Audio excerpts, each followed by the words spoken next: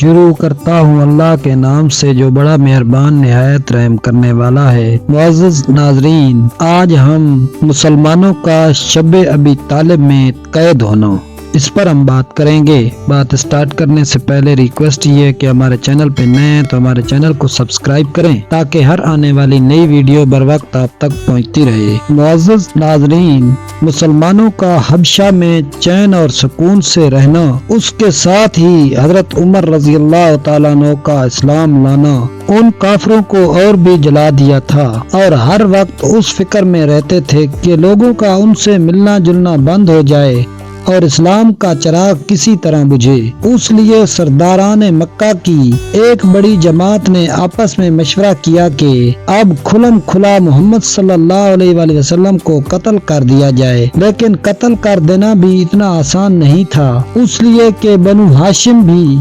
बड़े जित्थे और ऊंचे तबके के लोग शुमार होते थे और वो अगरचे अक्सर मुसलमान नहीं हुए थे, लेकिन जो मुसलमान नहीं थे वो भी हुजूर सल्लल्लाहु अलैहि वसल्लम के कत्ल हो जाने पर आमादा नहीं थे।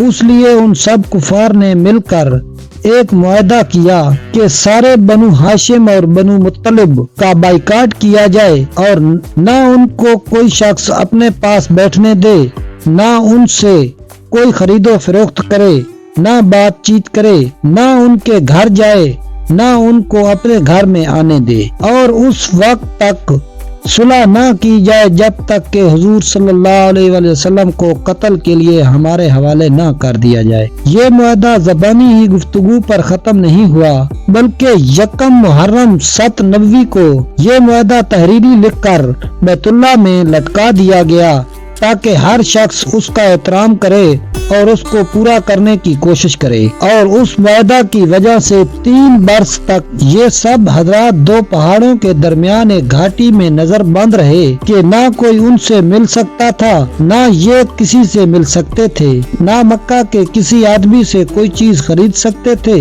ना बाहर से आने वाले किसी ताजिर से मिल सकते थे। अगर कोई शख्स बाहर निकलता तो पीटा जाता और किसी जरूरत का इजहार करता तो साफ जवाब पाता। मामूली सामान गल्ला वगैरह जो उन लोगों के पास था वो कहाँ तक काम देता। आखिर फाकों पर फाके गुजरने लगे।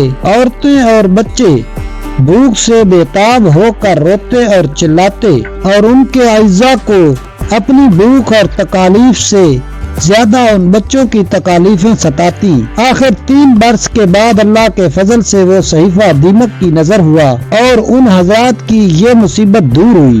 3 बरस का जमाना ऐसे सख्त बाइकाट और नजरबंदी में गुजरा और ऐसी हालत में उन हजरात पर क्या क्या मुशक्कतें गुजरी होगी वो जाहिर है। लेकिन उसके बावजूद सहाबा इकराम रज़ी अल्लाह तआला अन्हुम अजमईन निहायत साबित कदमी के साथ अपने दीन पर जमे रहे, बल्कि उसकी इशाअत फरमाते रहे।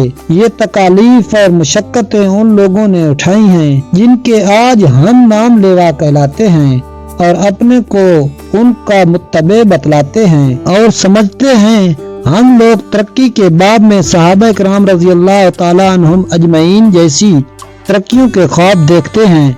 लेकिन किसी वक्त जरा गौर करके ये भी सोचना चाहिए कि उन हजरात ने कुर्बानियाँ कितनी फरमाई और हमने दीन की खातिर, इस्लाम की खातिर, मजहब की खातिर क्या क्या किया। कामयाबी हमेशा कोशिश और सही के मुनासिब होती है। हम लोग चाहते हैं कि ऐश व आराम, बददीनी और दुनिया तबी में काफिरों के दोष बदोश चलें और इस्लामी तरक्की हमारे साथ हो। ये कैसे हो सकता है? वीडियो अच्छी लगे तो वीडियो को लाइक और चैनल को सब्सक्राइब कर दें। मिलते हैं नेक्स्ट वीडियो में, तब तक के लिए अल्लाह हाफिज।